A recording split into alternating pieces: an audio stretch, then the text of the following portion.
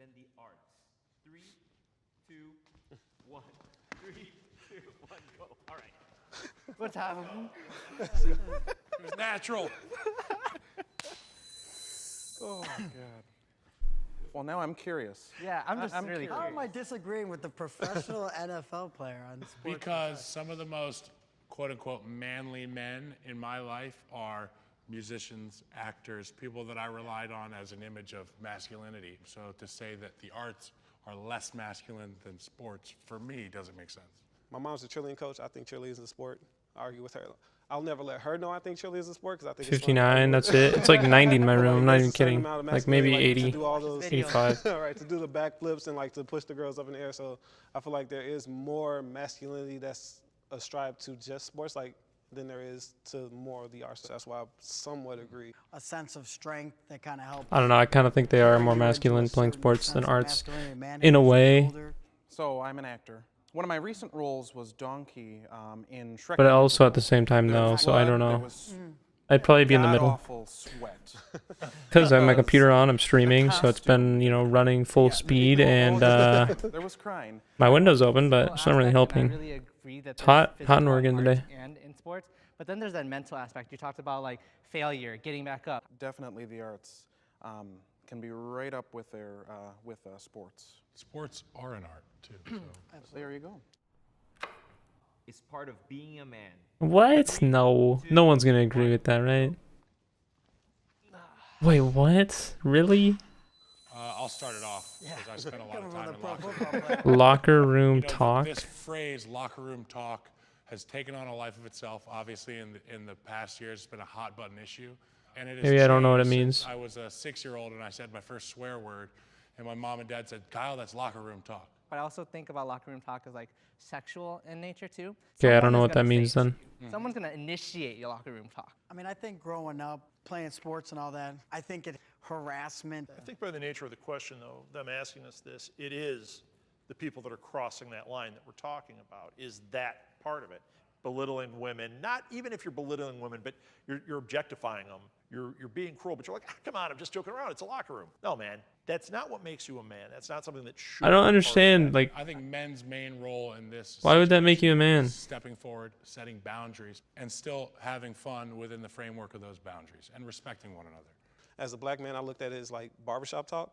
Yeah. More so, and I just feel like it's just being a safe space for men to be able to get those ideas out. So like if it's something that's like you find extremely offensive and in the confines of that safe space, I could say it, you could say, hey, this is why I think it's offensive. And I could say, oh, I never thought about it like that without having to take that out into the world. Realistically, out in the world, I don't think men have the opportunity to express feelings and things like that like they can in the locker room. Like I'm sure you in locker rooms where you cried, where you were able to have other men confront you and say, okay, so it's okay to cry in The this same situation, guys who I make understand. fun of you are the same guys who Yeah, console same way, you. yeah. And that's So what's it's that important. safe space. There are a lot of men out there that can operate rationally. Not everything is like about sex with us, you know what I'm saying? So I'm a Christian. My father's a pastor. To me, being a man is about taking responsibility and accountability. Men should be the head of the household. 3, 2, Disagree. What? My grandpa was. Isn't everybody like about equality nowadays? Blouse, and if anyone needed a tank, they would talk to him. Anyone needed anything. We he don't was need the tanks head, though, dude. Logistics commander. And then my dad, he was like the head of a gang. So he kind of demanded respect and became the head of everything. And in turn, both of them were heads of our household. I feel like I have to be able to be the head of the household and have people rely on me when needed. I just feel like when it comes time for deference, most of the time women prefer. Yeah, you're defer to right. men People for still that, are for traditional, men but like leadership. And my they're dad so was far on the very right and my that dad got they laid like. off. I just don't My understand mom why they became a agree breadwinner. so much. And they just switched those roles. But Why- like, when it came why? time for decisions and stuff like that, Why she does it still matter? deferred to him most of the time. And it's like we didn't miss a beat as a family.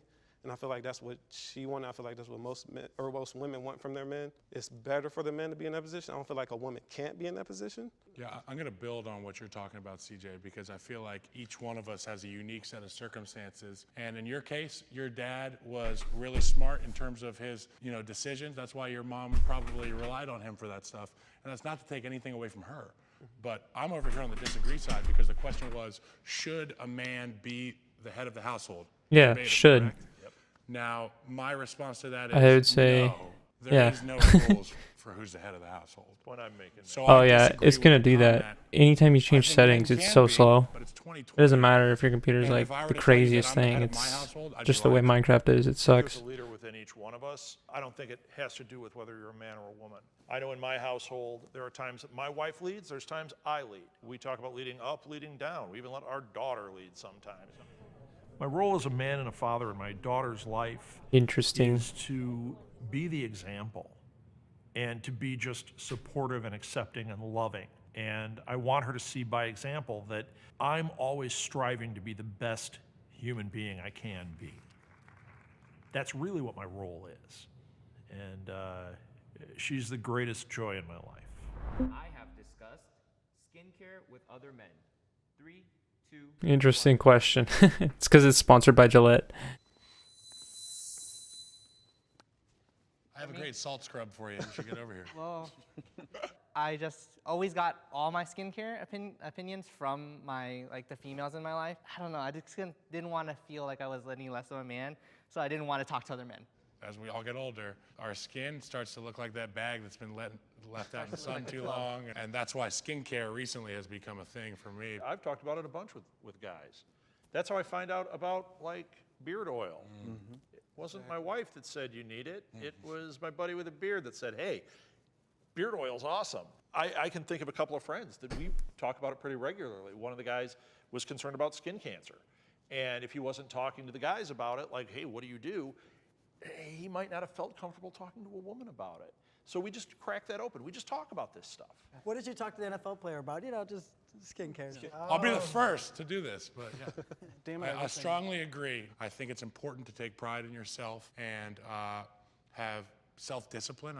It all falls under discipline for me. I'd actually branch off that too, because I view it as loving yourself. It doesn't have to be you take 4 hours to be able to make yourself look good and presentable, to be able to walk out the door. It'll provide confidence for you to be able to do whatever you want in the world. I feel like this is one of those conversations that happens during locker room talks, and it may not be, like, I'm sure some of the people are going to be surprised, like, oh, all these guys talk about skincare. But, like, those are the conversations that you have in those locker room talk situations. Yeah, I think it's important. You talk to guys about skincare. I mean, we live in Chicago. I mean, I'm a serious. That guy, like, I think barely it's important talks. that when you're Come dealing on, with Sean. elements, it's cold. It's freaking rough. I mean, we're in construction. It's a lot of nasty stuff out there. So yeah. I'm fourth generation bricklayers and allied craft workers unions. My dad, my grandpa, my great grandpa were all union representatives, and it's everything my family stands for, believes in, and is still fighting for. I think for me, being a man is, you know, standing up for people, standing up for what you believe in. I meet my father's expectations for what it means to be a man. 3, 2, 1, go. I don't know about that question.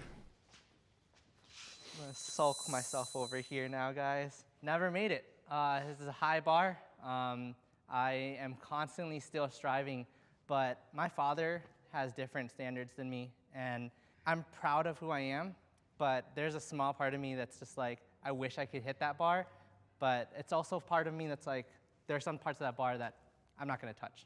Expectations, as we all know, within the family can be very tough. And I know you've alluded to this a few times. Oh, interesting. The NFL player I feel for you. I really do. Like in my heart. is like in the middle. Because And he's a pro NFL player, I and have his a dad dad. who has unreal. Whether he knows he's putting them on me or not, there's unrealistic expectations. The name on the back of my jersey, we share. The number I chose to wear was the same that he wore.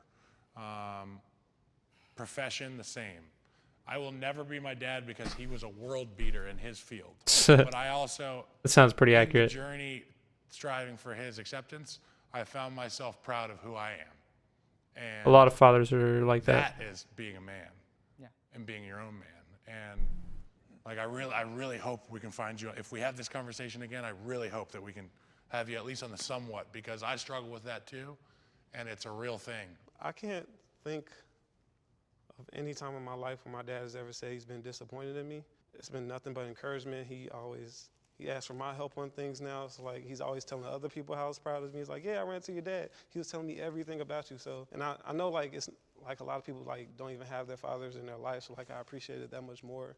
I love that you guys all have that, talking about what negative consequences we have as men for holding it in and for not being able to voice our emotions. I think that my dad passed away because he took his own life because he didn't express emotion. It wasn't in his definition of being a man. And so because of that, he bottled everything up to the point where I didn't know what was going on, and I was the closest individual to him. And at that point, it's just mentally and physically, mentally, emotionally not stable, and it destroys a person, no matter how manly of men. It'll destroy you from the inside. One of the few things I remember before he passed, he said to me, "I can't believe I'm such a tiger, and I have a son." I feel like he's gonna get emotional. Kitten. And they're just demoralizing words that my dad would say, and those things just stick with me. So I will never put myself across that line, but I'll always work to get to somewhat disagree so that I can feel that I got to as close as I can to his bar. It's a shame, man, because you're standing here and you're saying your words and you're standing up to it. You're a man, dude. You're a man. You should be over here. So- And I see you as a tiger. Yeah, don't let that. You can use my dad if you want. I am the son of the oldest child and the only son of the oldest child, so that kind of just makes a lineage that I have to follow, and that person disappearing drops weight on my shoulders. All eyes are on me now. They don't talk about any of this kind of stuff in school. And that made me feel like I have to be a man. I don't know. Social stuff. I never really had the chance to be vocal about my dad. I felt safe enough to talk about it, and it was one of the first times that all these emotions that I've bottled up have finally come to light. I would tackle Kyle Long for $1 million. What a question. Oh my god. Let's go. Come and get it, boys. Challenge accepted. Oh, okay. Come here. Thank you, guys. Group hug. Get in here, guys. Get in here. Come here. Come on. We're forcing the group hug. Come on. Good work, boys. I'm proud to be a man because of who we are right now, evolving our thinking, of becoming more sensitive to others. My experience today was one in which I gained a lot of understanding and respect for specifically the men that were in here. We talked about tough topics. We were honest. We weren't afraid to call each other out. And I think respect was the overlying theme. For me, being a man is about knowing who I am, treating others well, and trying to follow those things every day. Being able to talk skincare is something that's important. It's important to take pride in yourself. Pretty interesting video, yeah, right? Knows who he is and is able to make others feel good about who they are. Sponsored by Gillette, by the way. Just throw that in there like every 30 seconds so everyone knows. If you need Gillette products, go buy some.